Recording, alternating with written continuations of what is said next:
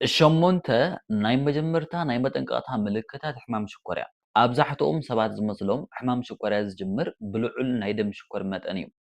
እቲ ሓቂ ግን ከምኡ ኣይኮነን። ኣቐዲሙ እውን ናይ መጠንቀቕታ ምልክታት የርእየና እዩ። እቶም ኣብ ሰውነትና ዝረኣዩ ናይ መጀመርታ ምልክታት ድማ ምስ ሕማም ሽኮርያ ዝኾነ ዓይነት ምትእስሳር ዘይብሎም መሲሉ ክስምዐና ይኽእል እዩ። ብጭንቀት ዝመጽእ ዝመስለና ውሽጣዊ ምልክት ከምኡ እውን ዘይነስተውዕለሉ ናይ ሰውነትና ለውጢ እቲ ኣብ ዝኾነ ኣጋጣሚ ተፈጢሩ ግን ድማ ምስ ግዜ ቀስ ብቐስ ስሩዕ እንዳኾነን እንዳለመድናዮ ንመጽእ ምልክት። ኣብዚ እቲ ዝገርም ነገር ድማ ብዙሓት ሰባት ቅድሚ ሽኮርያ ኣለኩም ተባሂሎም ተመርሚሮም ምፍላጦም ኣዋርሕ ኣቐዲሞም ወይ ድማ ዓመታት ኣቐዲሞም እዞም ኣቐዲሞም ዝረኣዩ ምልክታት ክንሪኦም ንኽእል ኢና። ስለዚ ኣብ ናይ ሎማዓንቲ ቪድዮና 8 ሕማም ሽኮርያ ቅድሚ ምግጣሙ ኣቐዲሞም ዘርእዩና ምልክታት ክንርኢ ኢና። ካብዞም ቀፂልና ንፀርሖም ምልክታት ድማ ዘየስተውዐልኩምሉ ግን ድማ ኣብ ሰውነትኩም ዘጋጠመ ምልክት ክህሉ ስለ ዝኽእል ክሳብ መወዳእታ ዓርስኩም እንዳፈተሽኩም ምሳይ ንክትፀንሑ ዓዲመኩም። ሻምናይ ኩሉ ግዜ ናይ ፃምእ ስምዒት ምህላው በቲ ናይ መጀመርታ ግን ድማ ኣብዛሕትኡ ግዜ ሸለል ዝበሃል ምልክት ንጀምር።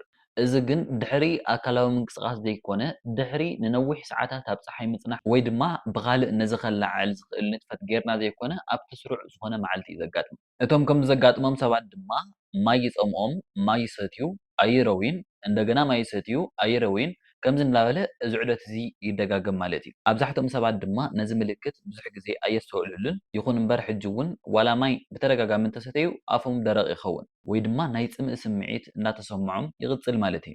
ብዙሓት ሰባት እውን እዚ ምልክት ኣብዛሕትኡ ግዜ ኣየተሓሳስቦምን ብሰንኪ ስራሕ ፃዕቒ ዝኸውን ኢሎም ክሓስቡ ይኽእሉ እዮም ወይ ድማ ተወሳኺ ማይ ስለ ዘድልየኒ እዩ ኢሎም ክሓስቡ ይኽእሉ እዮም ወይ እውን ኣብ ሙቐት ዝኾነ ከባቢ ንነዊሕ ሰዓታት እንዳሰራሕኩ ስለ ዝፀናሕኩ ኢሎም ክሓስቡ ይኽእሉ እዮም። ብርግፅ ሓደ ሓደ ግዜ እዞም ምኽንያታት ትኽክል ክኾኑ ይኽእሉ እዮም። እዚ ፃምእ ቀፃልነት ዘለዎ እንተኾይነ ግን ምናልባት ሰበነትና ናይ ደም ናይ ሽኮር መጠን ንምምጣን ኣብ ኣፀጋሚ ዝኾነ ኩነታት በፂሑ ከም ዘሎ ዘርኢ ናይ መጠንቀቕታ ምልክት ክኸውን ይኽእል እዩ። ምክንያቱ ኣብ ደምና ልዑል ዝኾነ ናይ ግሉኮዝ መጠን ክህሉ እንተሎ ኩላሊትና ነዚ ትርፊ ዝኾነ ግሉኮዝ ከወግዳ እየን ዝፅዕራ። ነዚ ትርፊ ዝኾነ ግሉኮዝ ከወግዳ እንተለዋ ድማ ልዑል ዝመጠኑ ፈሳሲ ካብ ሰብነትና ብመልክዕ ሽንቲ ይውገድ ማለት እዩ። ብዙሕ ዝመጠኑ ፈሳሲ ካብ ሰብነትና ብመልክዕ ሽንቲ ክውገድ እንተሎ ድማ ኣብ ሰብነትና ሕፅረት ማይ ከጋጥም ይኽእል እዩ። እዚ መልእኽቲ እዚ ድማ ንሓንጎልና ይበፅሖ። ሓንጎልና ድማ እቲ ኣብ ሰብነትና ዘሎ ወይ ድማ እቲ ዘጋጠመ ሕፅረት ፈሳሲ ተገንዚቡ ተወሳኺ ማይ ንክንሰቲ ይነግረና ማለት እዩ። በቲ ኣብ ሰብነትና ዝተፈጠረ ሕፅረት ፈሳሲ ናይ ፃምእ ስምዒት ይስምዐና። ብዙሕ ማይ ክንሰቲ እንተለና ብኡ ልክዕ ድማ ብዙሕ ዝመጠኑ ሽንቲ ነወግድ ማለት እዩ። ኣብዚ እቲ ቀንዲ መንቀሊ ዝኾነ ነገር እንተዘይተቐይሩ ድማ እቲ ፃምእ ብተደጋጋሚ ክኽሰት ይጅምር ማለት እዩ። ሕማም ሽኮርያ ገና ኣብ መጀመርታ እንዳሃለወ ንምፍላጥ ዝኸብደሉ ምክንያት እውን እዚ እዩ። ኣብዛሕትኡ ግዜ እዞም ምልክታት ዘይጓድኦም ዝመስሉ ፃምእ ምስ ከም ሽኮርያ ዝበለ ከቢድ ዝኾነ ጥዕናዊ ፀገም ክተሓዝ ይኽእል ኢሉ መን ይሓስብ? ንብዙሓት ሰባት ግን እዚ ናይ መጀመርታ ምልክት እዩ። ካብቲ ዝተለመደ ንላዕሊ ልዑል ዝመጠኑ ማይ ምስታይ ተዘውትሩ ኣለኹም ዶ? ነዚ ኣስተውዕልሉ እሞ ምስ ካልኦት ቀፂሎም ንፀርሑ ምልክታት ዝተሓዝ እንተኮይኑ ብኣግኡ ቸክ ምግባር የድሊ እዩ ማለት እዩ። ሻውዓይ ኣብ እዋን ለይቲ ንምሻን ካብ ምድቃስካ ምትሳእ ኣብዚ ፅቡቅ ዝኾነ ድቃስ ወሲድካ እንዳሃለወ ድሕሪ ዝተወሰነ ሰዓታት ካብ ምድቃስካ ተሲኢኻ ንምሻን ትኸይድ ማለት እዩ። ሓደ ግዜ የጋጥም ቀፂሉ ዘሎ ለይቲ የጋጥም መመሊሱ ቀፂሉ ዘሎ ለይቲ የጋጥም። እዚ ብተደጋጋሚ ክክሰት ተሎ ድማ ልሙድ ዝኾነ ተርእዮ ይኸውን ማለት እዩ። ብዙሓት ሰባት እዚ ዝመስሎም ምናልባት ምስ ዕድመ ምድፋእ ተታሒዙ ዝመፅእ ምልክት ኢሎም ክሓስቡ ይኽእሉ እዮም። ከምኡ እውን ነቲ ቅድሚ ምድቃሶም ዝሰተይዎ ማይ ክወቕሱ ይረኣዮም። እዚ ሓደ ግዜ ወይ ክልተ ግዜ ስሕት ኢሉ እውን ከጋጥም ይኽእል እዩ። ግን ድማ እዚ ብተደጋጋሚ ካብ ምድቃስካ እንዳተሳእኻ ለይቲ ለይቲ ናይ ምሻን ተርእዮ ብተደጋጋሚ ዝኽሰትን ቀፃልነት ዘለዎ እንተኮይኑ ግን ምናልባት ምስ ናይ ልዑል ዝኾነ ናይ ደም ሽኮር መጠን ኣብ ሰውነትና ክተሓዝ ይኽእል እዩ። እቲ ኣቐዲመ ዝሓበርክኹም ነገር ዘክሩ ልዑል ናይ ደም ሽኮር መጠን ኣብ ሰውነትና ክህሉ እንተሎ ኩላሊትና ልዕሊ ዓቕመን በርቲዐን እየን ዝሰርሓ። እዚ ዝኾነሉ ምክንያት ድማ ነቲ ትርፊ ዝኾነ ግልኮዝ ከወግዳ ስለ ዝፀርዓ እዩ። ኩላሊትና ነዚ ከይዲ ንምስላጥ ድማ ብዙሕ ዝመጠኑ ፈሳሲ ወይ ድማ ማይ የድልየን። ብኡ ልክዕ ድማ ብዙሕ ዝመጠኑ ፈሳሲ ካብ ሰብነትና ይውገድ ማለት እዩ። በዚ ምክንያት እዩ ድማ ብዙሓት ሰባት ኣብ እዋን ለይቲ ሓደ ግዜ ክልተ ግዜ ወይ ድማ ብዙሕ ግዜ ብተደጋጋሚ ንምሻን ካብ ምድቃሶም ትስኡ። ኣብዚ ግን እቲ ፀገሙ እቲ ብተደጋጋሚ ካብ ምድቃስካ ተሲኢኻ ዘጋጥመካ ናይ ምርባሽ ስምዒት ጥራሕ ዘይኮነ ቀፂሉ ዝመፅእ ፀገም እዩ። ናይ ድቃስ ግዜ ክቋራረፅ እንተለዎ ናይ ጉልበት ደረጃ ይፀሉ፣ ትኹረት ናይ ምግባር ክእለት ሙድን ኣፍራይነትን እውን ይጸልዩ ብዙሓት ሰባት እውን ከምዚ ዓይነት ብተደጋጋሚ ኣብ እዋን ለይቲ ከጋጥሞም እንተለዉ ቀትሪ ድማ ናብ ስርሖም ክኸዱ እንተለዉ ከቢድ ዝኾነ ድኻም ይስምዖም እዩ እቲ ምክንያት ድማ እንታይ ከም ዝኾነ ምርዳእ ኣብዮም እዩ እቲ መልሲ ንምርካብ ድማ ብዙሕ ክፅዕሩ ይረኣዩ እዮም እቲ ምክንያት ድማ ምስዚ ዝተሓዝ ክኸውን ይኽእል እዩ እዚ ምልክት እዚ እውን ቀሊልን ዘይጓዳእን ክመስል ይኽእል እዩ ግን ድማ ሓደ ሓደ ግዜ ኣናእሽቲ ዝኾኑ ምልክታት ዓበይቲ ዝኾኑ ዛንታታት እዮም ዝሕብሩና እቲ ቀፂሉ ዘሎ ምልክት ድማ ብቐሊሉ ኣብ መስትያት ርኢና ክንፈልጦ ንኽእል ምልክት እዩ እቲ ሻድሻይ ምልክት ድማ ምፅላም ሕብሪ ቆርበት እዩ ኣብ ድሕሪ ክሳድኩም ተመልከቱ ኣብ ትሕቲ ኣእዳውኩም ተመልከቱ ከምኡ እውን ኣብ ዝተፈላለዩ ክፍልታት ኣካልና ዝርከቡ ብባዕሎም ብተፈጥሮ ክዕፀፍ ዝኽእል ክፍለ ቆርበት ዘለዎም ቦታታት ኣብዞም ቦታታት እዚኣቶም ኣስተውዕሉ እሞ ካብቲ ዝለመድናይ ሕብሪ ቆርበት ወይ ድማ ኣብቲ ከባቢኡ ዘሎ ሕብሪ ቆርበት ወፃኢ ንበይኑ ብዝበለፀ ረጒዱ ወይ ድማ ጸሊሙ ኣስተውዒልኩም ኣለኹም ዶ እዚ ብዙሓት ሰባት ዝመስሎም ካብ ፅሬት ምጉዳል ዝመፅእ ወይ ድማ ርስሓት ኢሎም እውን ክሓስቡ ይኽእሉ እዮም ገላገሊኦም እውን ነዚ ጸሊም ዝኾነ ወይ ድማ ነዚ ዝረጎደ ክፍሊ ቆርበት ፋሕፊሖም ከወግድዎ ይፅዕሩ እዮም ግን ድማ ሓደ ሓደ ግዜ ኣካንቶሲስ ኒግሪካንስ ዝበሃል ምስ ሕማም ሽኮርያ ዝተሓሓዝ ኣቐዲምና ንሪኦ ምልክት ሕማም ሽኮርያ ክኸውን ይኽእል እዩ እዚ ኣካንቶሲስ ኒግሪካንስ ዝበሃል ኣብ ቆርበት ዝረአ ምልክት ሕማም ሽኮርያ ድማ ምስ ናይ ኢንሱሊን ተቃውሞ ተታሒዙ ዝመፅእ ምልክት ክኸውን ይኽእል እዩ ናይ ኢንሱሊን ተቃውሞ ቅድሚ ሽኮርያ ምግጣሙ ኣቐዲሙ እዩ ዘጋጥም መብዛሕትኡ ግዜ ኢንሱሊን ከም መፍትሒ ሰብዎ እቲ ዋና ስርሑ ድማ ኣብ ደም ዘሎ ግሉኮዝ ናብ ዋህያታት ብምጓዓዝ ንሰብነትና እኹል ዝኾነ ጉልበት ንክረክብ ምግባር እዩ ናይ ኢንሱሊን ተቃውሞ ክህሉ እንተሎ ግን ናይ ሰብነትና ዋህያታት ብኣግባቡ ምላሽ ምሃብ ደው የብሉ ማለት እዩ ሰብነትና ነዚ ዘካሕሶ ድማ ተወሳኺ ዝኾነ ኢንሱሊን ብምፍራይ ኣብ ሰብነትና ልዑል ዝኾነ ናይ ኢንሱሊን መጠን ምህላው ድማ ኣብ ቆርበትና ናይ ምፅላም ምልክት ከርኢ ይኽእል እዩ እዚ ኣካንቶሲስ ኒግሪካንስ ዝበልናዮ ምልክት ናይ ቆርበት ማለት እዩ ኣብ ቆርበት ዋላ ከም ዝበሉ ቀለልቲ ዝመስሉ ዝረኣዩ ምልክታት ይሃልዉ ኣብዛሕትኡ ሰብ ግን ነዚኣቶም ሸለል እዩ ዝብሎም በዚ ምክንያት እውን ኣብ ሕክምና ምስ ሽኮርያ ዝተሓዝ ምልክት ከይህሉ ቆርበት እውን ቸክ ይግበር እዩ ምክንያቱ ኣብዛሕትኡ ግዜ ኣብ ሰብነትና ውሽጣዊ ዝኾነ ፀገም እንተሃልዩ ኣብ ቆርበትና እውን ይረአ እዩ እዚ ብርግፅ እቲ ብደገ ዝረአ ምልክት እዩ እቲ ቀፂልና ንሪኦ ምልክት ግን ኣብ መዓልታዊ ሂወትና ክሳብ ዕርዩ ጣልቃ ዝኣቱን ዕንቅፋት ክፈጥር ዝጀምርን ከይተፈለጠ ክፀንሕ ይኽእል እዩ እቲ ሓምሻይ ምልክት ድማ ምድብዛዝ ምርኢት ዓይኒ እዩ ምክንያቱ ብዘይተፈለጠ ኣገባብ ምርኢት ዓይንኩም ደብዚዙ ኣጋጢሙኩም ይፈልጥ ዶ ምክንያቱ ኣብ ስክሪን ዘሕልፎ ግዜ ብዙሕ ስለ ዝኾነ ኢልኩም ክትሓስቡ ትኽእሉ ደኺሙኒ እዩ ዝኸውን ኢልኩም ክትሓስቡ ትኽእሉ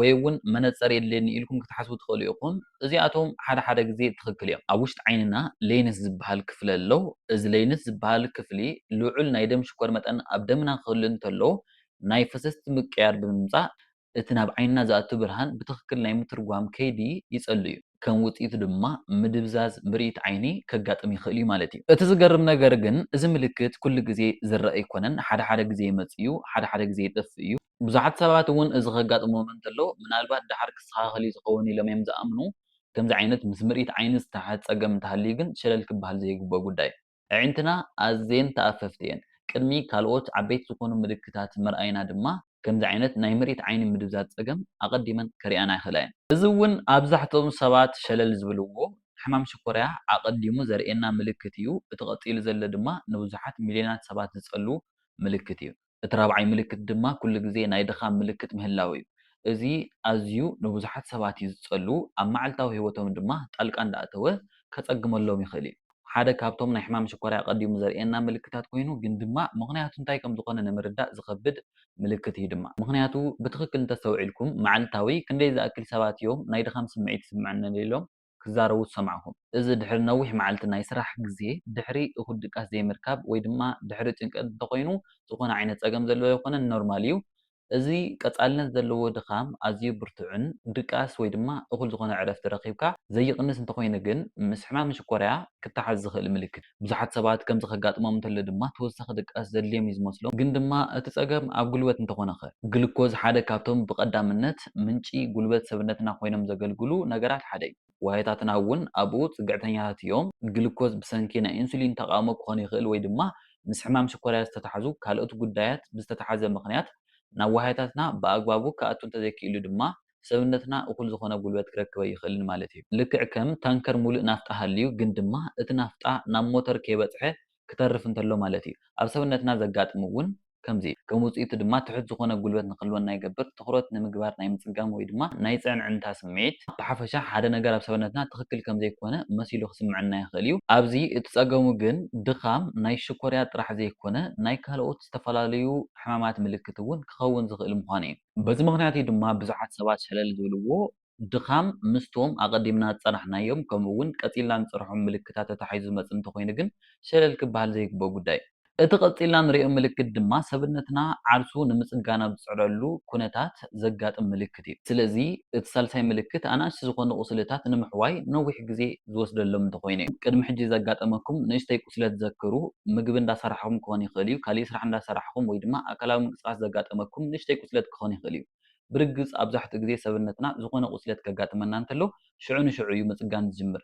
ሓደ ካብቶም ኣብ ሰብነትና ዘጋጥሙ ዘደንቑ ነገራት እዩ ድማ ኣብ ሰብነትና ልዑል ዝኾነ ናይ ደም ሽኮር መጠን ክህሉ እንተሎ ግን ምስዚ ናይ ቁስሊ ሕውየት ከይዲ ጣልቃ ክኣቱ ይኽእል እዩ። ምስ ግዜ ከዓ እዚ ልዑል ዝኾነ ናይ ደም ሽኮር መጠን ኣብ ሰብነትና ምህላው ንሰራውር ደማትን ዑደት ደምን ክፀሉ ይኽእል እዩ። ኣብ ሰብነትና ንዝፍጠር ነድርን ዝተጎድኡ ቲሹታት ናይ ምፅጋን ክእለትን እውን ይፀሊ እዩ። በዚ ምክንያት ድማ ኣብ ሰብነትና ዝተፈጠረት ንእሽተይ ዝኾነት ቁስለት ንክትሓዊ ካብቲ ዝግባኣ ንላዕሊ ነዊሕ ግዜ ይወስደላ ማለት እዩ። ስለዚ ንእሽተይ ጭሕጋር ወይ ድማ ንእሽተይ ቁስለት ኣብ ቆርበትኩም ሃልያ ግን ድማ ንክትሓዊ ነዊሕ ግዜ ዝወስደላ እንተኮይኑ ብትክክል ኣስተውዕሉ። ኣብዚ ብዙሓት ሰባት ነዚ ምልክት ዘየስተውዕልሉ ወይ ድማ ሸለል ዝብልዎ እቲ ኩነታት ወይ ድማ እቲ ናይ ሕውየት ከይዲ ቀስ ብቀስ ስለ ዝመፅእ እዩ። ኣብዚ ከም ዝበለ ምልክት ድማ ምሕዋይ ብሃንደበት ደው ዝብለሉ ኣጋጣሚ የለን። ናይቲ ቁስለት ሕውየት ወይ ድማ ናብቲ ዝነበሮ ንክምለስ ድማ ዝሕትል ዝኾነ ከይዲ ይህሉ ማለት እዩ። ነዚ ድማ ኣብ ሕክምና ኣብ እዋን ምርመራ ናይ ቁስሊ ምሕዋይ ከይዲ ዝሕተት። እዚ ኣናእሽተይ ዝኾነ ቁስልታት ነዊሕ ግዜ ዝወስደሎም ምክንያት ድማ ምናልባት ሰብነትና ካብቲ ብላዕሊ ንሪኦ ዘለና ቁስሊ ውሽጣዊ ዝኾነ ፀገም ኣጋጢምዎ ክህሉ ከም ዝኽእል ዘርኢ ምልክት እዩ። ብምቕፃል ድማ ናብቲ ንብዙሓት ሰባት ዘገርሞም ሕማም ሽኮርያ ቅድሚ ምግጣሙ ኣቐዲሙ ዘርእየና ምልክት ንእቶ። ምክንያቱ ድማ እዚ ምልክት ምስ ሕማም ሽኮርያ ፈፂሙ ዝተሓዚዘ ይመስል። ስለዚ እቲ ካልኣይ ምልክት ድማ ብዙሕ ግዜ ናይ ጥሜት ስምዒት ምህላው እዩ። እኹል ምግቢ ድሕሪ ምብላዕኩም ክትዓግቡ ወይ ድማ ክትፀግቡ እዩ ዝግባእ። ሕማም ሽኮርያ ክጅምር እንተሎ ግን እኹል ምግቢ ዋላ ብልዑ ሽዑ ንሽዑ መመሊሱ ድሕሪ ዝተወሰነ ደቃይቕ ናይ ጥሜት ስምዒት ይስመዐኩም። ኣብ መጀመርታ ዋላ ሓደ ዘይክመስለኩም ይኽእል እዩ። ሕጂ በሊዐ ንምንታይ እዩ መመሊሱ ድሕሪ ዝተወሰነ ደቃይቕ ዝጠምየኒ ኢልኩም ንዓርስኩም ክትሓቱ ትኽእሉ ኢኹም። ናይዚ መልሲ ግን ካብቲ በዝሒ ዝበላዕኹምዎ ምግቢ ንላዕሊ ዝተሓላለኸ እዩ። ግሉኮዝ ናብ ዋህያታትና ንምእታው ክፅገም እንተሎ ሰብነትና ካልእ ተወሳኺ ጉልበት ከም ዘድልዮ ምልክት ክህብ ይኽእል እዩ። ሓንጎልና እውን ዝተሓዋወሰ ምልክት እዩ ዝበፅሖ። በዚ ምክንያት ድማ እቲ ናይ ጥሜት ስምዒት ክቅፅል ይኽእል እዩ። ብዙሓት ሰባት ድማ ከምዚ ከጋጥሞም እንተሎ ምስ ናይ ምግቢ ሽውሃቶም እዮም ዘተሓዝዎ። ሓደ ሓደ ግዜ ግን እቲ ጉዳይ ምስ ዲሲፕሊን ወይ ድማ ምስ ንበልዖ ፅሬትን በዝሕን ምግቢ ዝተተሓዘ ዘይኮነ ምስ ስነ ህይወት እዩ። ብርግፅ ሓደ ሰብ ናይ ጥሜት ስምዒት ኣለዎ ማለት ሕማም ሽኮርያ ምህላው ዘረጋግፀልና ኣይኮነን። እዚ ምልክት ምስ ልዕሊ ዓቐን ፅምኢ፣ ድኻም ከምኡ እውን ብተደጋጋሚ ምሻንን ካልኦት ዝፀናሕናዮም ምልክታት ዝተተሓዘ እንተኮይኑ ግን ብዝበለፀ ምስ ሕማም ሽኮርያ ዝተሓዝ ምልክት እዩ። ናብቲ ብዙሓት ሰባት ንብዙሓት ዓመታት ሸለል ዝብልዎ ሽኮርያ ኣቐዲሙ ዘርእየና ምልክት ምምፃእ። ስለዚ እቲ ቀዳማይ ምልክት ናይ ኣእጋር ምድንዛዝ ስምዒት ወይ ድማ ማርማር ዝብል ስምዒት ኣብ ኣእጋር እዩ። ካልእ ክትርስዕዋ ዘይብልኩም ሕማም ሽኮርያ ኣቐዲሙ ዘርእየና ምልክት ድማ እዚኣ እያ። ዝተወሰነ ናይ ምቅፃል ስምዒት ኣብ ኣእጋር ከምኡ እውን ከም መርፍእ ሸቐሸቕ ዝብል ስምዒት ኣብ ኣእጋርና ከጋጥም እንተሎ ኣብ መጀመርታ ቀሊል ክመስል ይኽእል። በዚ ምክንያት ድማ ሸለል ተባሂሉ ክሕለፍ ይኽእል እዩ። ብተደጋጋሚ ዘጋጥም እንተኮይኑ ግን ብትክክል ምስተውዓል የድሊ። ልዑል ናይ ደም ሽኮር መጠን ኣብ ሰብነትና ክህሉ እንተሎ ንመትንታት እውን ይፀሉ እዩ። ናይ ኣእጋርና መትንታት ድማ ኣብ ሰብነትና እቶም ዝነውሑ መትንታት ስለ ዝኾኑ ብቀዳምነት እዚ ምልክት እዚ ኣብ ኣእጋርና ክነስተውዕል ንኽእል ኢና። በዚ ምክንያት ድማ ዘይተለመደ ስምዒት ኣብ ኣእጋርና ክስምዐና ይኽእል እዩ። ናይ ምቅፃል ወይ ድማ ናይ ምድንዛዝ ስምዒት እውን ብተመሳሳሊ ብዙሓት ሰባት ከምዚ ከጋጥሞም እንተሎ ምስ ዕድመ ምድፋእ ተታሒዙ ዝመፀ ክኸውን ይኽእል ኢሎም ክሓስቡ ይኽእሉ እዮም። ከምኡ እውን ፅቡቅ ዝኾነ ናይ ደም ዑደት ዘየለ ስለ ዝኾነ ኢሎም ክሓስቡ ይኽእሉ እዮም። በዚ ምክንያት ድማ ነዚ ምልክት ሸለል ክብልዎ ይኽእሉ እዮም። ይኹን እምበር መትንታትና ብዘይ ዝኾነ ምክንያት ሲግናላት ኣይልእኹን። ስለዚ እዚ ከምዚ ዓይነት ምልክት ቀፃልነት ክህልዎ እንተሎ ብጥንቃቐ ምርኣይ የድሊ። ምክንያቱ ሓደ ሓደ ግዜ ሰብነትና ቅድሚ ዓብይሉ ምዝራቡ ሕሹኽ እዩ ዝብለና። እዞም ከምዚ ዝበሉ ሰብነትና ኣቐዲሙ ዝነግረና ሕሹኽታታት ኣቐዲምካ ምፍላጥ ድማ ኣዝዩ ዓብይ ዝኾነ ፈላላይ እዩ ዝፈጥር። ኣብዚ እቲ ዋና ነጥቢ ግንዛቤ ምጭባጥ እዩ። ካብዞም ዝበልናዮም ምልክታት ሓደ ጥራሕ ስለ ዘለኩም ሽኮርያ ኣለኩም ማለት ኣይኮነን። ሓደ ክልተ ወይ ድማ ሰለስተ ወይ እውን ልዕሊኡ ዝኾኑ ምልክታት እንተሃልዮም ግን ብቐጥታ ናብ ሕክምና ከይድካ እቲ ዝግባእ ምርመራ ብምግባር እቲ ዘድሊ ሕክምናዊ ክትትል ምርካብ የድሊ። ምክንያቱ ኣብዛሕትኡ ግዜ ሰብነትና ዝኾነ ዓይነት ፀገም ከጋጥሞ እንተሎ ቅድሚ ብምርመራ ምፍላጥና ምልክት ይህበና እዩ። ቅድሚ ምብኣስ ምፍጣሩ ቅድሚ ናብቲ ክምለሰሉ ዘይኽእል ደረጃ ምብፅሑ ወይ ድማ ናብቲ ህፁፅ ዝኾነ ሕክምናዊ ሓገዝ ዘድልዮ ደረጃ ቅድሚ ምብፅሑ ምልክት ይህበና እዩ። መብዛሕትኡ ሰብ ዘፀግመሉ ነገር ድማ ነቶም ሽኮርያ ኣቐዲሙ ዘርእየና ምልክታት ኣቐዲምካ ምፍላጥ እዩ። ስለዚ ነዞም ዝፀራሕናዮም 8 ምልክታት ብትክክል ኣስተውዕሎም። ካብዞም ዝፀራሕናዮም ምልክታት ዝኾነ ዓይነት ምልክት ኣለኩም ዶ? ብከምዚ ምክንያት እዩ ዝኸውን ኢልኩም ከ ባዕልኩም ብዘይ ዝኾነ ይኹን ምርመራ ደምዲምኩም ትፈልጡ ዶ? እዞም ዝበልናዮም ምልክታት ከ ኣብ መዓልታዊ ሂወትኩም ልሙዳት ዝኾኑ ተርእዮታት ድዮም? ኣብዚ ክድንግፁ የብልኩምን ግን ድማ ሸለል እውን ክትብሎ ይግባእን። ምክንያቱ ኩሉ ነገር ዝፍለጥ ብምርመራ እዩ። ስለዚ ከምዚ ዓይነት ምልክታት ከተስተውዕሉ እንተለኹም ንብቑዕ ዝኾነ በዓል ሞያ ምምኻር የድሊ። ብኡ መሰረት ድማ እኹልን ፅፉፍን ዝኾነ ምርመራ ብምርካብ ናይቲ ዘሎ ፀገም ምክንያት ምፍላጥ ይከኣልን። ከምኡ እውን ቅድሚ ነገራት ምበኣሶም እኹል ዝኾነ ሕክምና ረኺብኩም ጥዕናኹም ምዕቃብ ትኽእሉ ኢኹም ማለት እዩ። ስለዚ ሕማም ሽኮርያ ኣቐዲሙ ዘርእየና 8 ምልክታት ነዚኣቶም ይመስሉ።